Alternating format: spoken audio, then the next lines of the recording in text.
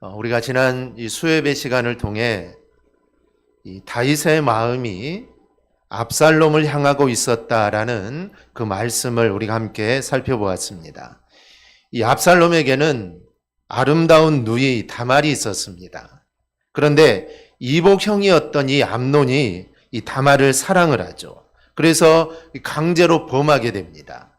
이 일을 알게 된 압살롬은 결국 이 암논을 죽이게 되죠. 그리고 외가로 도망을 가게 됩니다. 그런데 다윗의 입장에서 보면 죽은 아들은 죽은 아들이고 살아있는 압살롬이 정말 잘 살았으면 하는 그런 생각이 들었습니다. 그리고 또 오랫동안 보지 않았으니 이 얼마나 또 그립기도 하겠습니까? 그래서 압살롬을 궁으로 데려오기로 오고 싶었지만 이 사람들의 눈이 있기 때문에 이게 쉬운 일이 아닙니다. 아들이긴 하지만 이게 또 살인자입니다. 그때 야심가인 요압이 계략을 세워서 압살롬을 데리고 올 수밖에 없는 그런 상황을 만들어줍니다. 그래서 21절을 보면 이렇게 시작합니다. 왕이 요압에게 이르되 내가 이 일을 허락하였으니 가서 청년 압살롬을 데려오라. 이제 왕이 압살롬을 데려오도록 허락을 하게 됩니다. 즉 다윗은 이 드고와 여인의 말을 듣고 압살롬을 용서하기로 결정을 합니다. 이렇게 드고와 여인을 통하여 압살롬을 기한시키려는 이 요압의 계책은 성공을 거두게 되죠. 물론 다윗이 압살롬을 마음으로까지 용서한 건 아닙니다. 이것은 다윗이 압살롬이 귀환한 이후로도 무려 2년 동안 압살롬을 만나주지 않았기 때문입니다. 그러나 이 다윗이 비록 압살롬을 마음으로는 용서하지 않았을지라도 외형적으로는 분명 용서한 것이나 이 다름이 없습니다. 근데 여기서 중요한 사실 하나가 있습니다. 그것은 다윗이 압살롬을 용서하는 데 있어서 압살롬의 회개의 과정이 생략되어 있다라는 이 사실입니다. 기독교는 사랑의 종교입니다.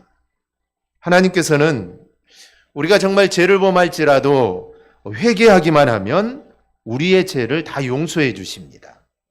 하나님은 다윗이 간음죄를 짓고 또 살인죄를 지었지만 그가 진정으로 회개하자 하나님은 그를 용서해 주었습니다. 그러므로 그러한 하나님을 섬기는 우리도 다른 사람이 잘못을 범했을 때 용서를 구하면 용서해 주어야 합니다.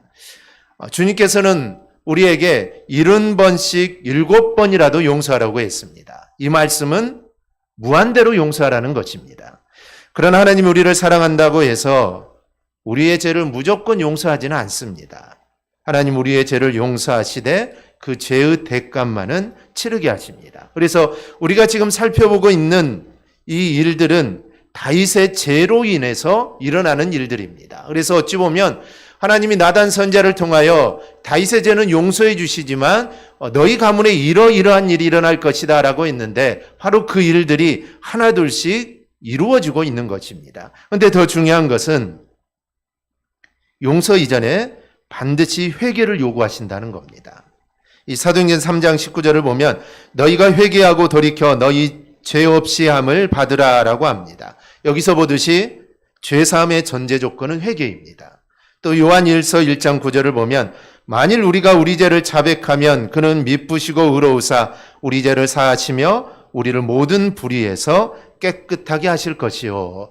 여기에서도 강조되는 것은 우리 죄를 자백하면입니다.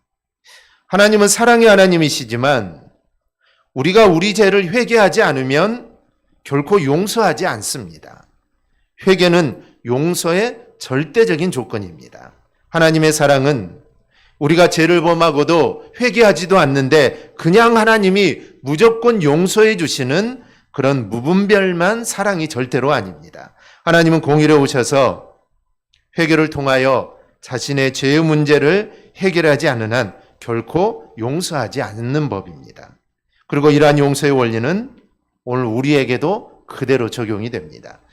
우리는 우리에게 잘못을 범한 사람에 대해서 70번씩 7번이라도 용서해 주어야 합니다. 즉 무한대로 용서해 주어야 합니다. 즉 같은 죄를 나에게 수없이 수백 번 짓는다고 해도 우리는 그 죄를 용서해 주어야 합니다. 만일 그렇지 않는다면 하나님도 우리를 용서해 주시지 않을 것입니다. 그러나 우리는 용서의 전제 조건으로 반드시 회개를 요구해야 합니다. 하나님 앞에서 회개하고 또 사람 앞에서 자신의 잘못을 시인하고 정말 진심으로 용서하는 자에 대하여 우리는 용서해 주어야 합니다. 물론 그렇다고 해서 죄를 회개하지 않는다고 해서 우리가 그를 정죄하고 임의대로 우리가 심판해도 좋다라는 것은 아닙니다. 우리도 동일하게 죄인이었지만 하나님께 용서받은 자로서 다른 사람을 함부로 정죄해서는 이거는 절대로 안 되는 것입니다. 오직 죄인에 대한 판단은 하나님의 고유 권한이기 때문입니다. 다만 무엇입니까? 우리는 누가 죄를 범했을 때 회개하지도 않았는데 그를 용납하거나 그의 죄에 대해서 방관해서는 안 된다는 것입니다. 만일 우리가 죄인의 잘못에 대하여 묵인하고 용납하며 그대로 용서한다면 그것은 그로 하여금 더 큰 죄에 빠지도록 하는 겁니다. 왜냐하면 이 죄라는 것은 이 확장성이 있습니다. 이 바늘도둑이 소도둑 된다라는 말이 있듯이 이 죄라는 것은 그냥 놔두게 되면 이게 점점 확장되어 갑니다. 그래서 회개하지 않는 죄는 더 큰 죄를 낳게 됩니다. 우리는 이 압살롬을 통해서 우리는 여실히 확인됩니다. 회개하지 않고도 다윗으로부터 용서를 받은 압살롬은 그 안에 죄가 없어진 게 아니라 그 안에 죄가 계속해서 자라게 됩니다. 그래서 나중에는 아비에 대해서 반역을 하고 심지어는 아비의 후궁들을 범하는 악행마저 저지르게 되죠. 그런데 그의 결말이 어떻습니까? 그의 결말은 파멸입니다. 만약 회개를 통해 다윗이 압살롬을 용서했다면 아마 결과는 달라졌을 수도 있었을 겁니다. 그래서 오늘은 압살롬에 대해서 그리고 압살롬의 죄를 덮은 이 다윗에 대해서 우리가 함께 생각해 보도록 하겠습니다. 첫째로 압살롬은 수려한 인물이었습니다. 오늘 25절을 보면 압살롬의 모습에 대해 이렇게 말합니다. 발바닥부터 정수리까지 흠이 없었다라고 합니다. 우리가 흔히 머리에서 발끝까지라고 말을 하는데 그 말입니다. 바로 머리에서 발끝까지 흠이 없었던 사람이 압살롬입니다. 그의 모습이 얼마나 아름답고 완전했으면 이렇게 표현했겠습니까? 바로 다음 절에서 그의 아름다움을 증명합니다. 그의 머리털이 무거웠다라고 합니다. 이 말은 두 가지를 이야기하는데 첫째는 머리숱이 많았다는 것이고 또 하나는 빨리 자랐다는 것입니다. 머리숱이 많았다는 것은 그 당시 대머리를 안 좋게 생각했던 그 시대 상황을 볼 때 이건 복의 상징이기도 합니다. 당시 이스라엘 사람들은 민머리처럼 완전 삭발을 하지 않았습니다. 그래서 적당한 정도의 머리 길이를 남기고 머리털을 자르게 되죠. 그리고 이렇게 자른 머리는 값으로 쳐서 가난한 자들을 구제하는데 이렇게 사용하기도 했습니다. 이런 관습에 따라 압살롬도 1년에 한 번 머리를 잘랐는데 그 자른 양이 왕의 저울로 200세겔이 되었다라고 합니다. 이 세겔은 유대의 중량을 나타내는데 1세겔은 약 11.4g을 의미합니다. 따라서 200세겔은 2.28kg인데 이 왕의 저울로 다는 왕의 세겔은 일반 저울로 다는 세겔보다 2배나 더 무거운 것으로 추정이 됩니다. 그렇다면 압살롬의 머리카락은 약 4.56kg이 됩니다. 그 당시 이스라엘 남자들이 1년 동안 머리카락을 길러서 깎은 무게가 대략 500g 정도가 됩니다. 그러면 4.56kg라는 것은 이거는 정말 터무니없이 무거운 것입니다. 그래서 많은 학자들은 이거는 과장돼서 진술했거나 이게 성경을 필사하면서 실수로 잘못했다라고 이렇게 말하기도 합니다. 그런데 그 1세기 유대의 역사가 이 요세푸스에 따르면 왕자 압살롬은 당시 이 왕족들의 관례대로 그 머리카락에 기름과 금가루를 뿌려두었기 때문에 그 머리털이 특별히 무거웠다라고 합니다. 만약 이 설명이 사실이라면 압살롬은 수려한 외모뿐만 아니라 기름과 금가루로 단장한 머리카락을 흩날리며 다녔을 것입니다. 그러니 당시 수많은 사람들의 흠모의 대상이었다는 것이죠. 그만큼 압살롬의 모습이 수려했다는 것을 성경은 말을 합니다. 이런 아름다운 아들이었으니 그런 암논을 죽인 후에 그술 땅으로 도망갔음에도 불구하고 다윗은 그 압살롬이 보고 싶었던 것입니다. 13장 39절에는 다윗의 마음이 압살롬을 향하여 간절했다고 합니다. 즉 압살롬을 향한 마음이 간절했는데 14장 1절을 보면 요압이 그것을 알아봤다라고 합니다. 즉 다윗의 마음이 얼마나 간절했으면 그 마음을 요압이 알아보았겠습니까? 그래서 압살롬을 향한 다윗의 마음은 정말 간절했다. 그리고 그게 속으로만 있는 것이 아니라 정말 겉으로 드러날 정도로 대단했다는 것을 우리가 알 수가 있습니다. 이런 정황으로 볼 때 압살롬은 다윗뿐만 아니라 그 당시 이스라엘 사람들에게 인정받고 사랑받는 인물이었습니다. 그래서 다음 왕위를 이어가기에 부족함이 없는 그런 출중한 인물이었음을 알 수가 있습니다. 그런데 이런 압살롬이 딸을 낳았는데 그 딸 역시 아름다웠습니다. 그래서 압살롬은 딸의 이름을 다말이라고 짓죠.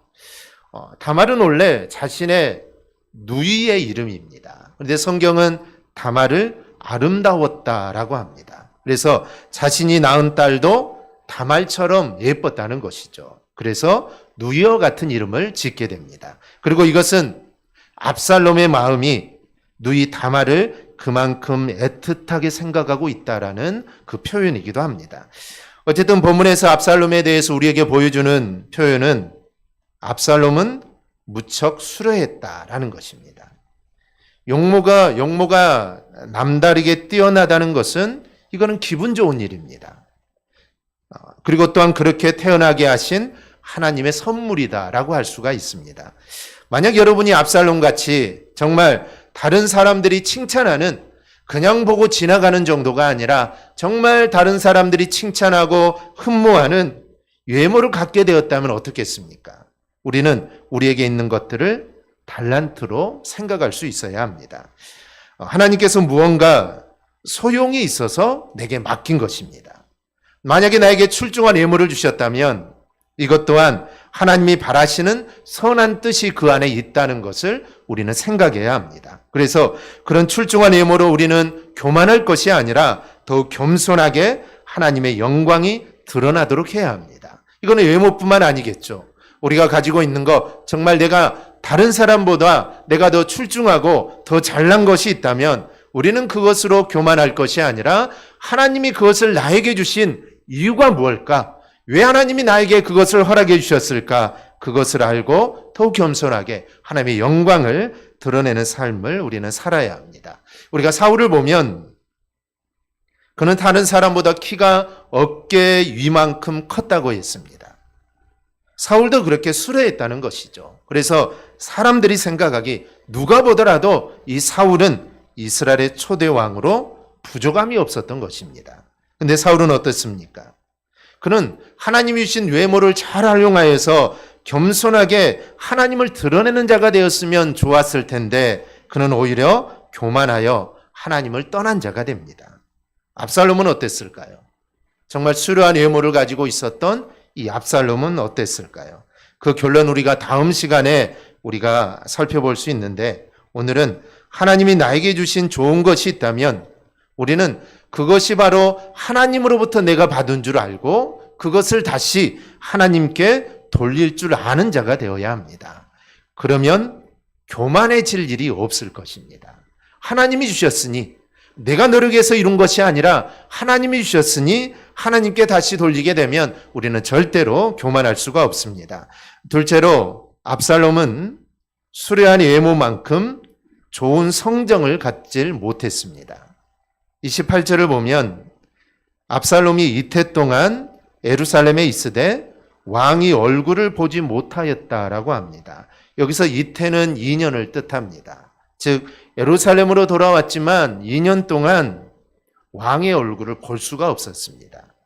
압살롬은 암논을 죽인 후에 외가인 구술 땅으로 도망을 갑니다.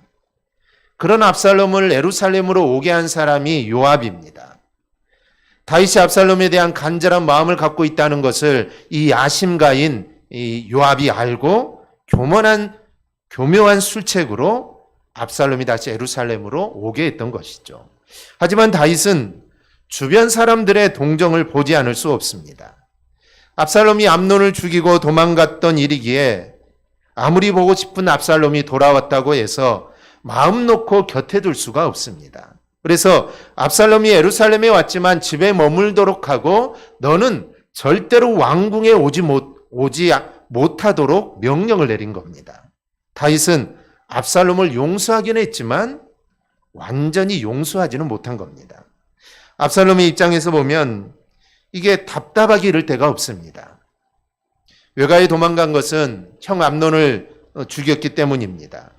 아버지가 내릴 형벌은 뻔합니다. 살인죄, 그것도 고의적인 살인이었기 때문에 이거는 율법에 의해서 이거는 사형입니다. 이 죽을 수밖에 없는 죄죠. 하지만 예루살렘에 돌아온 것은 다윗이 그의 죄를 사면해 주었기 때문입니다. 이 왕의 명령은 그 명령이 맞든지 틀리든지 이행되어야 합니다. 한번 왕의 입을 통해 뱉어진 말은 그게 잘못된 것이라 해도 그것은 실행되는 것입니다. 이미 내린 사면을 번복할 수 없습니다. 그러니 형식적인 면에서 보면 압살롬은 살인죄에 대한 형벌을 이제 받지 않아도 됩니다. 그러나 이것은 온전한 의미에서 사면을 받았다고 또 할 수도 없습니다. 왜냐하면 왕 앞에 나갈 수 없기 때문입니다. 우리가 지난 시간을 통해 암논이 죽었으니 이제 다윗의 뒤를 이을 왕제는 압살롬이 유력하다고 했습니다. 그런데 압살롬이 유력하라고 해도 왕 앞에 있어야지 그게 왕제가 되지, 왕 앞에 있지 않으면 그는 왕제가 될 수가 없습니다. 그래서 어떠한 일을 행할 때 왕 옆에 있어서 함께 이야기도 하고 여러 가지 일들을 함께 해야 나중에 왕의 뒤를 이을 수가 있습니다. 그래서 아무리 왕제라고 해도 왕과 멀리 있어서는 어느 날 갑자기 와서 왕이 되는 거, 이거는 쉬운 일이 아닙니다. 그런데 압살롬은 2년 동안이나 왕 앞에 나갈 수가 없었습니다. 보는 사람마다 다 출중하다 하고 칭찬을 많이 하는데도 정작 왕 앞에 나갈 수 없으니 이게 답답할 수밖에 없었던 겁니다. 문제는 이런 답답함을 스스로 해결을 합니다. 자신을 돌아오게 한 사람이 요압이죠. 그래서 이번에는 요압을 왕에게 보내서 자신의 문제를 해결하려고 합니다. 그래서 이 일을 놓고 요압을 보고자 요압을 부르게 되죠. 왕자가 신하를 부르는 것입니다. 그런데 이 요압이라는 사람은 야심가입니다. 돌아가는 판세를 잘 읽었던 사람이죠. 그래서 판세를 잘 읽어보니 이게 내가 압살롬에게 가서는 안 되겠다는 생각을 합니다. 왜냐하면 왕이 부르고 나서 바로 왕궁으로 갈 줄 알았는데 2년 동안 왕의 얼굴을 보지 못했으니 압살롬은 이제 안 된다라는 생각을 하고 왕자가 부르지만 그는 외면을 합니다. 이 같은 모습에 요압은 괘씸한 생각이 들었겠죠. 자기를 예루살렘으로 오게 한 사람은 요압인데 이제 나 몰라라 하니 압살롬이 얼마나 괘씸한 생각이 들었겠습니까? 그래서 요압의 밭에 불을 지르게 됩니다. 오지 않으니까 이제 요압이 오게 만들기 위해 요압의 밭에 불을 지르게 됩니다. 화가 난 요압이 따지려고 압살롬에게 가게 되죠. 이때 압살롬이 요압에게 자신의 문제를 왕에게 가서 해결하라고 합니다. 그리고 32절 끝부분을 보면 이런 말을 하죠. 내가 만일 죄가 있으면 왕이 나를 죽이시는 것이 옳으니라, 이 말을 합니다.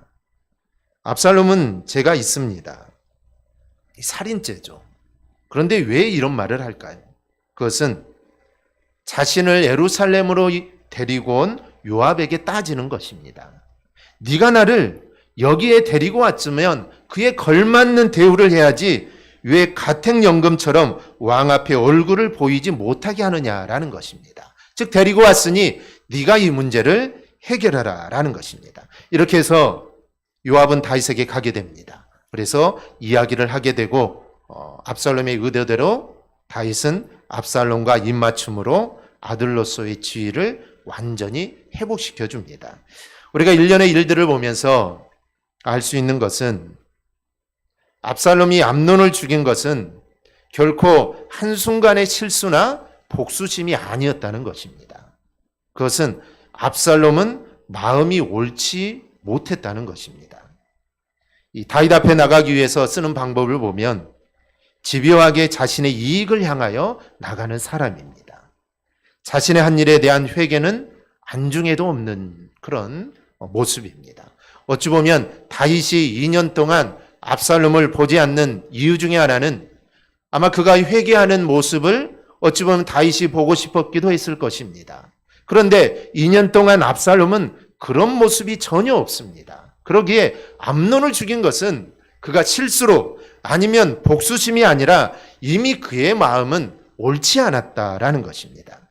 이것이 압살롬에 대한 안타까운 마음을 갖게 되는 요인입니다. 겉모양이 화려한 만큼이나 속사람이 잘 훈련되었다면 얼마나 좋겠습니까? 그렇다면 그는 더욱 쓸모 있는 인물이 되었을 것입니다. 우리는 압살롬을 살피면서 겉과 속에 대한 분명한 생각을 가져야 합니다. 이 겉만 번지르르 하면서 속이 갖추어지지 못한 경우가 참 많습니다. 하지만 하나님께서는 속 사람을 더 중요하게 생각한다는 것을 우리는 알아야 합니다. 이사야서를 보면 메시아의 겉 사람을 이렇게 말합니다. 그는 주 앞에서 자라나기를 연한 순 같고 마른 땅에서 나온 뿌리 같아서 고운 모양도 없고 풍채도 없은즉 우리가 보기에 흠모할 만한 아름다운 것이 없도다. 메시아는 화려한 것이 하나도 없다라는 것입니다. 하지만 주님은 인류를 구원하기 위해서 십자가를 지셨습니다. 즉 겉보다 더 중요한 것은 바로 속입니다. 성도는 겉모양도 단정해야 하지만 속사람이야말로 하나님 앞에 순전하게 서는 모습이 되어야 합니다. 그래야 우리가 하나님께 쓰임받습니다. 셋째로 우리는 다윗의 실수를 확인해야 합니다. 암논이 이복 동생이 다말을 성추행했을 때 다윗은 단호하게 암논을 처벌해야 했습니다. 하지만 다윗은 그렇게 하지 못했습니다. 이 일은 결국 압살롬이 직접 암논에 대하여 원수를 갚는 일이 되고 맙니다. 압살롬이 암논을 모살한 일은 분명 잘못한 것이지만 다윗이 공정하게 처리하지 못한 결과라는 점도 우리는 부인할 수 없습니다. 따라서 다윗의 실수가 작다고 할 수 없습니다. 압살롬도 마찬가지입니다. 압살롬이 암논을 죽인 것은 분명히 살인입니다. 따라서 이 살인에 대해서 다윗은 공정한 법 시행을 했어야 했습니다. 그슬로 도망갔지만 압살롬을 잡아 법을 시행했어야 했습니다. 하지만 그슬로 간 압살롬에 대하여 공정한 법을 시행한 것도 아니고 오히려 그 압살롬을 향하여 마음이 간절해졌습니다. 그리고 이런 마음은 요압이 악용하도록 방치하게 되죠. 이것도 다윗의 실수입니다. 한 걸음 더 나가 모든 것을 다 접어주고 압살롬을 용서할 것이라면 이것도 분명한 선을 그어야 합니다. 처벌하지 않고 예루살렘으로 불러들일 것이라면 차라리 완전히 용서하여 왕자로서의 역할을 하게 했어야 합니다. 그렇게 하지 않아서 2년 동안 압살롬의 마음은 삐뚤어진 것입니다. 그래서 결국 요압을 압박하게 하고 심지어는 다윗을 압박하는 존재가 됩니다. 그래서 압살롬은 어찌 보면 이제 다윗에게 반란을 일으키고 다윗에게 정말 아픈 손가락이 되어버렸던 이 아들이 압살롬이 됩니다. 우리는 다윗을 통하여 정의를 바로 세워야 한다는 것을 우리는 보게 됩니다. 아울러 용서를 할 때, 용서하고 사랑할 때는 그에 걸맞게 해야 된다는 것도 우리는 보게 됩니다. 이도저도 아니 어정쩡한 모습은 오히려 더욱더 상처만 남기게 됩니다. 따라서 우리는 정의를 세우기 위해서 우리는 노력해야 하고 용서할 일이 있을 때는 우리는 분명하게 완전하게 용서하는 자세를 우리는 가져야 합니다. 그럴 때 하나님의 뜻이 이루어지는 것입니다. 그런데 이게 쉬운 일이 아니죠. 하나님의 정의를 세운다는 거 쉬운 일이 아닙니다. 하나님의 공의를 세워나간다는 거 쉬운 일이 아닙니다. 하지만 우리는 그리스도인으로서 또 하나님의 자녀로서 주님의 제자로서 내가 있는 그곳에서 이 일들을 해나가야 합니다. 그럴 때 하나님의 영광이 드러나는 것입니다. 내가 좀 손해볼 수도 있고 내가 손가락질을 당하고 내가 욕을 먹을 수도 있습니다. 하지만 하나님이 나를 그곳에 보내주신 것은 하나님의 정의가 드러나도록 하기 위해 나를 그곳에 보냈기 때문에 우리는 그곳에서 하나님의 정의가 드러날 수 있도록 부단히 노력하는 삶들을 우리는 살아야 합니다. 우리가 오늘 말씀을 기억하고 우리가 정말 하나님의 자녀답게 하나님의 뜻을 이루며 살아가는 우리 성도들이 되기를 주님의 이름으로 축원합니다. 아멘. 기도하겠습니다.